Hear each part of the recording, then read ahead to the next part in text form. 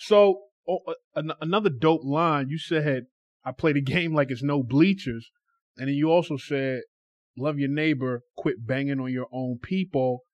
And you talked about people picking our leaders. That's why it's 100 dope boys and no preachers. What do you think when you look at hip hop culture, commonly known as black culture, and what's going on, what's being championed, you know, the small amount of positivity we see in the culture? What are your thoughts? I think it's very intentional, right? Not only is it intentional, but we act like we woke and this stuff is happening right in front of our faces, right? You know what I'm saying? It's like, you think it's by chance, right? The fashion industry meets and they like, these colors are what's going to be in for spring. And then in hip hop, everything's just by chance. You think hip hop is really a reflection of the black community, or is it a reflection of what they want you to think about the black community? Wow. Therefore, they're picking and choosing whoever is going to help you to see through the lens they want you to see through, right? So now, we got all dope boys. Now we got all drug users. We got all killers. And then when we deal with racism, we don't hold anybody in hip hop accountable at all, right? We was in Africa, right? Mm-hmm. You remember this, homie? When we went there and spoke, there was a young black lady at the university who wrote an article saying that she didn't know that black people in America were like this or could speak this intelligently. Like, she said that her whole reference was BET and MTV. That's how she thought all black people in America were. I forgot about that. Now, this is a black person in Africa saying, who's not around you, right? Who's not in our neighborhoods, saying that because of what they see on TV, this black person feels that all black people in America are just like that. What are you seeing? Now, what are the images being shown? We all doing drugs and we all killing each other and that's black people in America to another black person. Now, when you come into the smaller area of America and you have still cultures that are separated, where you have a white person who's not around black people, just like that person in Africa, who doesn't have black people in their neighborhood, if their point of reference is those same images, then when they think that all black people are like that, are they racist and the person from Africa who's black like you not racist? Right? It doesn't make stereotyping right. But if you have no complaints for those images being portrayed, then I don't want to hear your voice about the response to that. Like, I feel like I can speak on it because I speak on those images. I speak against people, just all the radio wave. You remember they did the test on the radio, misogyny, violence, all that. Black stations were #1 in almost all those categories. Mm-hmm. You know what I'm saying? We not complaining to the radio stations. We not complaining to BET. We're not complaining to any of these networks. Anybody who's, don't let me get to see, I feel like black people in the church, like people are trying to get black folks right now. I feel like in the season to shun the church, right? Mm-hmm. But I feel like, we have some of the most relatable things, bro. Like,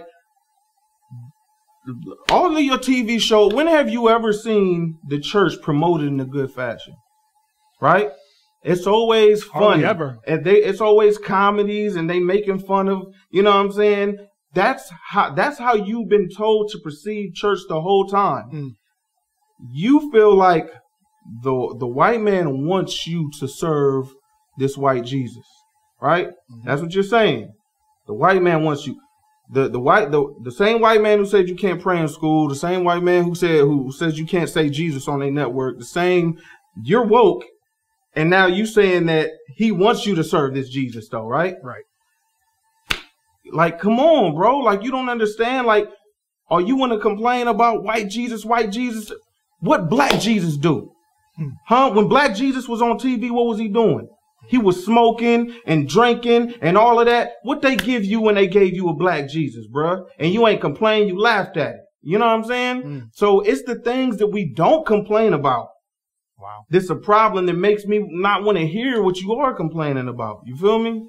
Some white folks, some Christians, some not, they use that as an indictment to dismiss violence against what they say black bodies with white supremacy, systemic injustice in prisons and whatnot. Do you think that a white person outside of black culture, do they have a legitimate case when they ask that question, albeit at the wrong time? I think those questions come at the wrong time. They say, what about black on black crime? There seems to be a refusal to deal with that ever. Do you think that's a legit question from someone outside the community? I definitely think it's a legit question. I agree with you that it almost always comes at the wrong time, at the height of something where emotions are already going and there's already something between, attempting to come between black and white that, you know what I'm saying? Then this question comes up and, you know, I believe that, you know, the Bible says to mourn with those who mourn, you know what I'm saying? Like mourn with us first, you know what I'm saying? Like try to see. And then like if my cousin dies and he's a drug dealer, bro, the first thing you say to me better not be like, but he was a dope dealer anyway, right? If my cousin bang and he died, well, I mean, don't you think since he was out there like that can't be the first thing you say to me, bro. Right. You know what I'm saying? Right. Like we can have that conversation though, because if I'm gonna keep it a buck, he did choose this life, and but that can't be your intro. Like, don't say that while I'm still mourning and grieving. You know what I'm saying? So with the black on black crime, it's real. Like you can't be. I always say this, bro. You can't be tired of hearing the solution until you fix the problem. Like we get so tired of hearing, treat people the way you want to be treated. Treat people the way you want to be. We be like, you haven't mastered it yet, though. You do need to hear it. You don't. It's not like you're doing it and you're tired of hearing it. You know what I'm saying? So, here we go with the black on black crime. Here we go with the black on black. The problem still exists. You know what I'm saying? So it's a real issue, and we need to start loving on each other. Oh my goodness, we can't.